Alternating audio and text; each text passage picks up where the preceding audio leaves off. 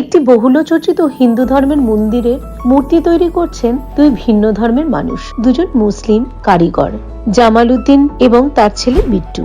যেটি করতে তাদের সময় লেগেছে প্রায় 1.5 মাস এবং 30 থেকে 35 জনের দল মিলে এই মূর্তিটি বানিয়েছে। মূর্তিটি জুড়ে রয়েছে সূক্ষ্ম কারুকার্য। মন্দির জুড়ে যেখানে রয়েছে হিন্দু মুসলমানের টানাপোড়েন, সেখানে একজন মুসলিম হয়ে হিন্দু মন্দিরের মূর্তি তৈরি করতে কেমন লাগছে। শিল্পীর ভাষায়, আমি একজন শিল্পী হিসেবে এটা আমার কাছে সৌভ্রাতৃত্বের বার্তা। সাম্প্রদায়িক বিভেদের এই পরিস্থিতিতে আমাদের বেঁধে বেঁধে থাকতে হবে আরো ধর্ম ব্যক্তিগত বিষয়। এদেশে বহু ধর্মের মানুষই বাস করেন। আমি ভগবান রামের মূর্তি তৈরি করতে পেরে খুবই আনন্দিত। তার বার্তা আমাদের একথা বারবার মনে করিয়ে দেয়, তিনি একজন আদর্শ ভারতীয় নাগরিক। বিভেদের মাঝে মিলনমহান এই দেশেই ঘটে।